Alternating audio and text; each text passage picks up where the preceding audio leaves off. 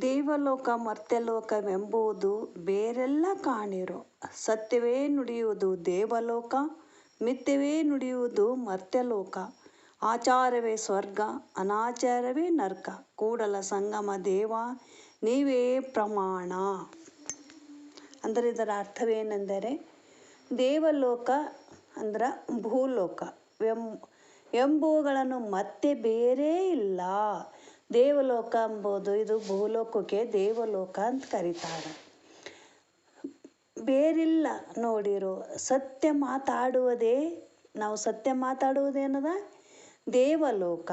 ಸತ್ಯ ಮಾತಾಡುವುದು ದೇವಲೋಕ, ಸುಳ್ಳು ಮಾತಾಡುವುದು ಮರ್ತ್ಯಲೋಕ.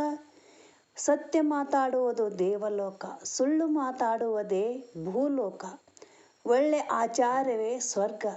ನಮ್ಮದು ಒಳ್ಳೆ ಬುದ್ಧಿ, ಒಳ್ಳೆ ಆಚಾರ, ಒಳ್ಳೆ ಗುಣ ಇವೆಲ್ಲ ಏನವ ಸ್ವರ್ಗ, ಸುಖ ಸ್ವರ್ಗ.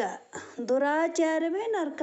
ನಮ್ಮಲ್ಲಿ ಏನೇನು ದುರ್ಗುಣಗಳು, ದುರ್ಚಟ, ದುರ್ವಾಸನೆ, ದುರ್ವಿಚಾರ, ದುರ್ಬುದ್ಧಿ, ದುರಹಂಕಾರ ಇವೆಲ್ಲ ಏನವ ನಮ್ಗೆ? ಇವು ನರ್ಕಗಳು. ಇಲ್ಲೇ ನಂಬಲ್ಲೇ ಅವ ಎಲ್ಲವೂ. ಇಲ್ಲಿ ನರಕ ಕಷ್ಟ. ಕೂಡಲ ಸಂಗಮ ದೇವ ಇದಕ್ಕೆ ನೀವೇ ಪ್ರಮಾಣರು.